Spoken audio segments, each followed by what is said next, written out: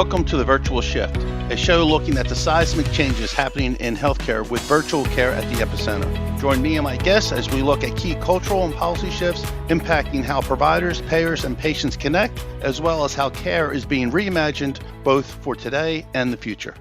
Hello, and thanks for tuning in today. I'm your host, Tom Foley. You can learn more about this show by visiting the program on healthcarenowradio.com, and be sure to follow me on LinkedIn, Twitter at FoleyTom, and the hashtag the virtual shift. And the guest today is me. And the reason why is that it is kind of a quarterly thing I'm trying to do in the idea of summarizing what I think we've accomplished in the previous quarter, and where the rest of the year or the next quarter and so on is going. So I want to kind of, as you know, from previous programs, I've been focused a lot on the AI side of the equation. And as you also know, I have a deep background in telehealth, remote patient monitoring, chronic care management, remote therapeutic monitoring, and certainly have been studying the problem and engaging in solutions for, I've been in healthcare for 25 years.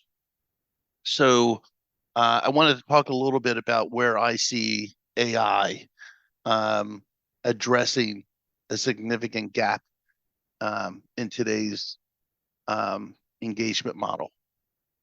So as we know, we have, as I always say, we have more or larger population that is sicker today than yesterday.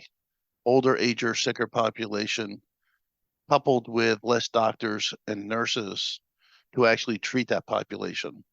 To me, that is the fundamental problem. And the fact that we do have more patients today than yesterday says that we're not, our care plans and our pathways are not addressing the root cause. And the idea that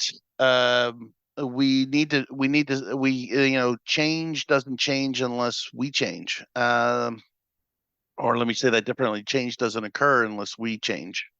And I think that is the most significant challenge of the day, is we need to make meaningful change, not incremental change. It's no longer about whether I have a certified EHR or not. Even in the remote patient monitoring, 16-day measures, I don't think goes far enough in the context of, okay, you took your 16-day measures, but did I get better? Is the question.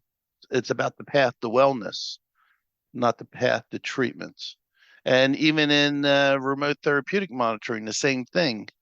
Medication adherence studies show that you need to be compliant with your medication therapy at least 80% of the time, but we're only measuring 16 days out of 30.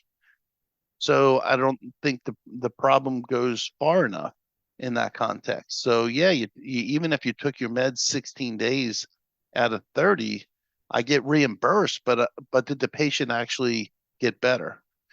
Did we achieve the objectives of keeping that person out of the emergency room and keeping them out of the hospital? 10% of all hospital admissions are due to noncompliance to medication.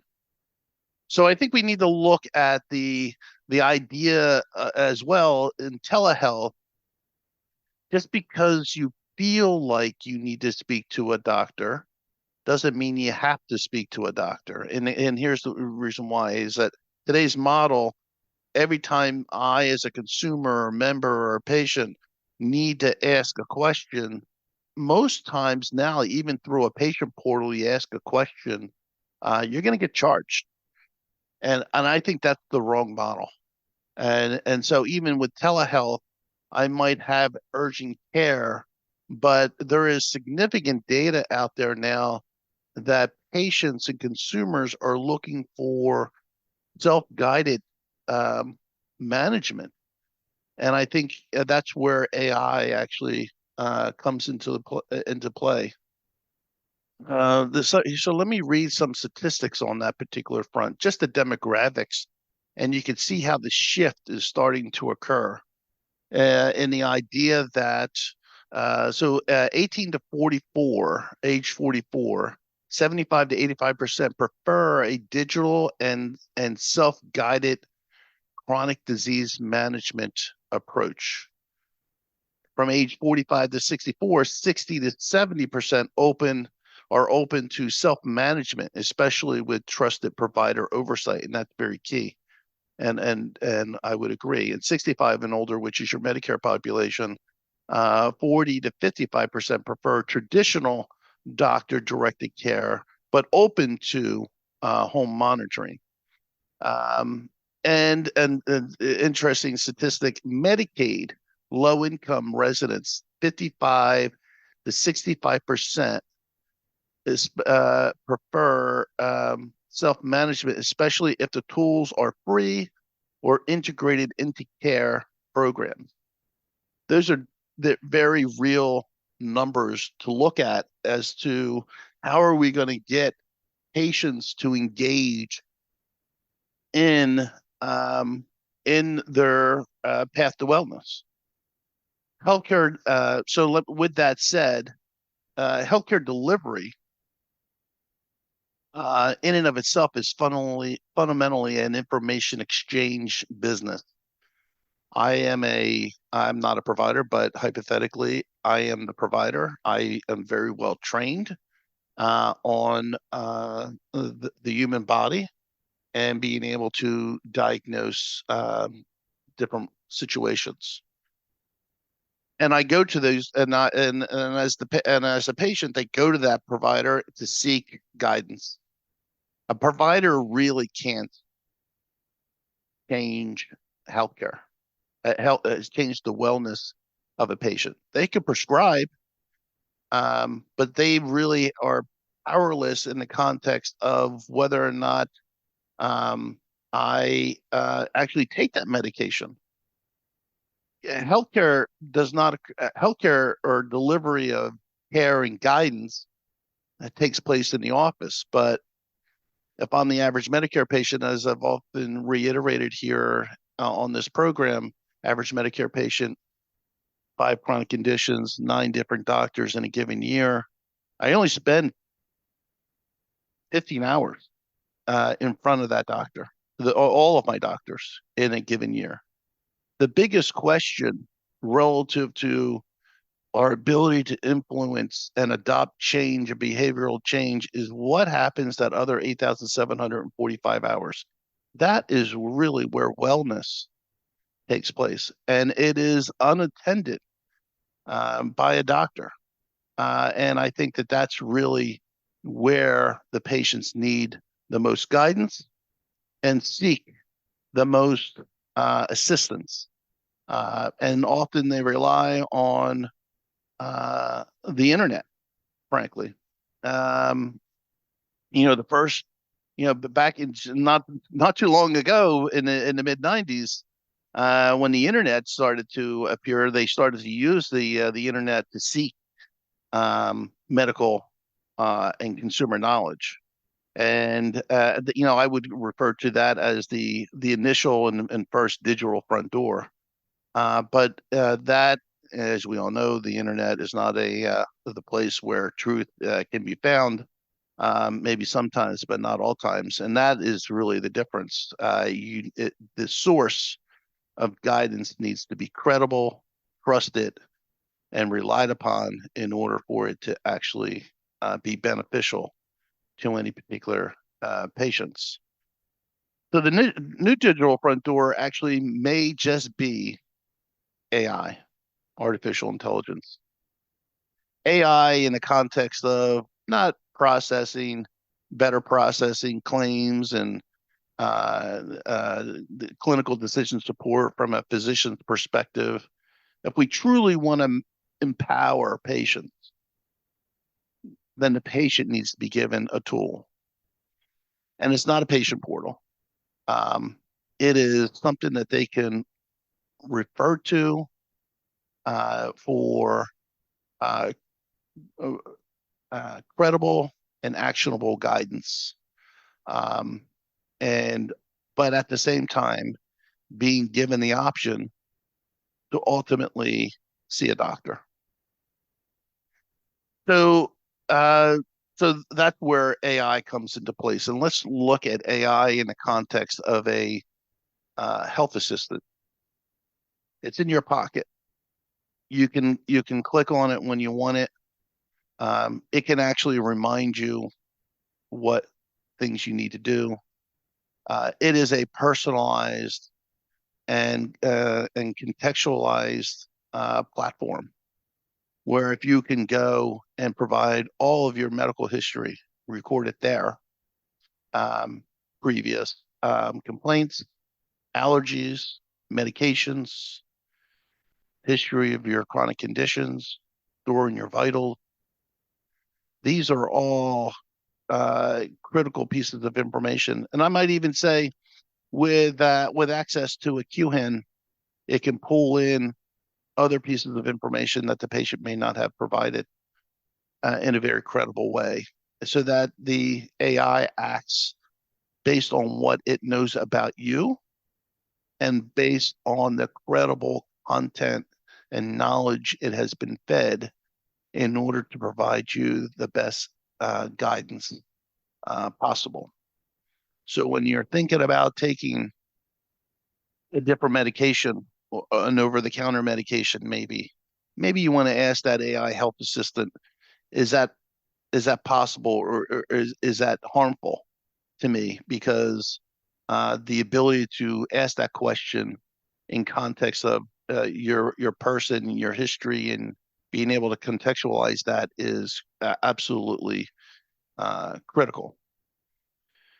So if I could ultimately have that type of platform and be able to ask it questions relative to, hey, I'm not feeling well today. Well, tell me more about that, and walk you through a review of systems to gain a bit more knowledge about you and that situation, then basically offer probable diagnoses and care plans that would give you very strong context for a self-guided program.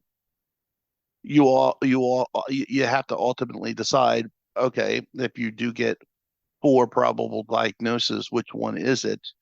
But at the end of the day, when you need that assistance, that true medical assistance, and you want to speak to a trained human being, whether it be an MD, a DO, or an MP, you certainly have the ability to do that through a virtual encounter. So the idea that, hey, in today's world, statistically, I got to wait 26 days in order for me to get a scheduled doctor's appointment. Well, I'm sick today. I have a question today. I can't wait 26 days. So the idea that I can schedule either an urgent telehealth visit, or something that's going to get you access within the next 24 hours, being able to speak to a telemedicine provider seems to be a good companion to an AI health assistant. So with all that knowledge, your health records, you could also seek reminders. Now, remember, this health assistant knows you. It knows your age, knows your gender, knows all your health history, knows your medication. The ability to now provide you reminders about health maintenance reminders is critical, or just daily reminders of taking your medication. It seems to me like something that every person should have in their pocket, specifically those that have chronic conditions, considering 90% of our federal spend is based on chronic condition. The federal spend in healthcare is based on the idea that a patient has a chronic condition. So, and as well, maybe we don't need a wireless device that automatically records your vitals. Maybe we can trust the patient a little bit more. And the good thing is that they're taking their vitals, and they have a device, whether it be an Apple Watch or a Google Watch, or even a blood pressure cuff, that or device that they buy at the local drugstore, to be able to record those vitals. And because you can see over time whether or not what's accurate and what's not accurate, and it's certainly a combination of vitals and medication compliance and other factors, you can easily determine what the truth is.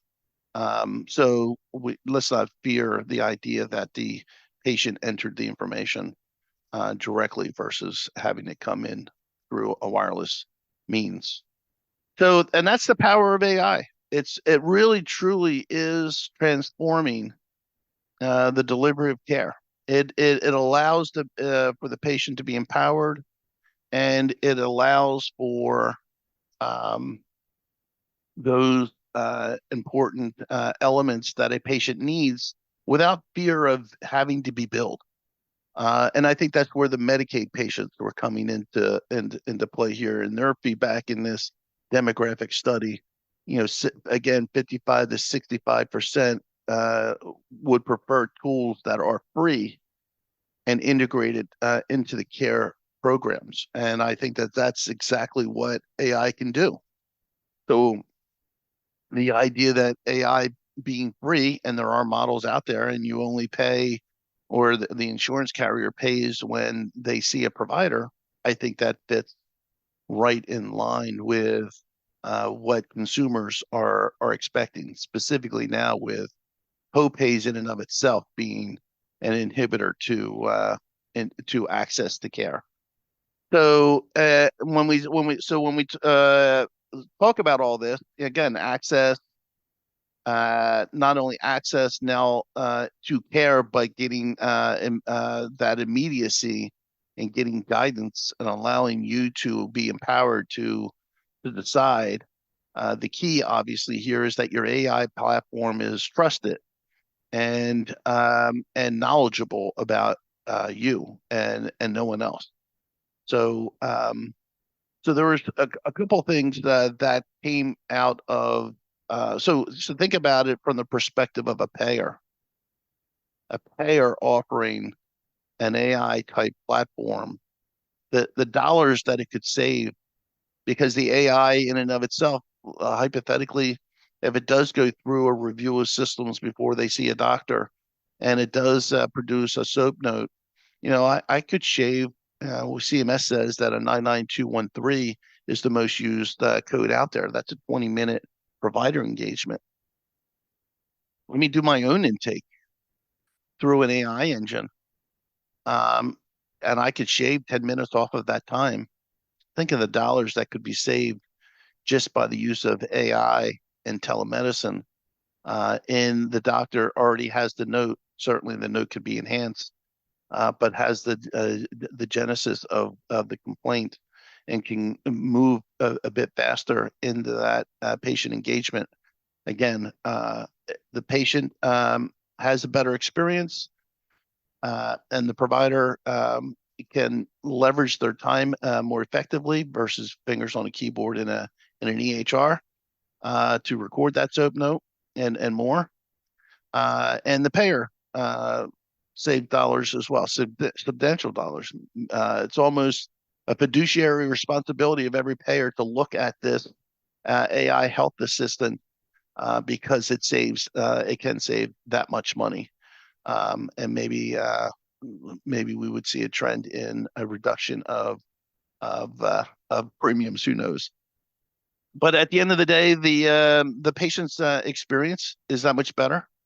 And the important thing overall is the patient getting better? I have faster access to care. I have credible access to care. I'm empowered to make to do my own self-assessment. I can and I can spend less and achieve a greater state of wellness, but at the same time, be able to see a provider at any time if, in fact, it is thought that that expertise was necessary. So, as I said earlier, change doesn't come unless we change. And a gentleman by the name of Nigel Patel said it best in a post recently on LinkedIn. Whoever owns the first click now owns clinical demand for tomorrow.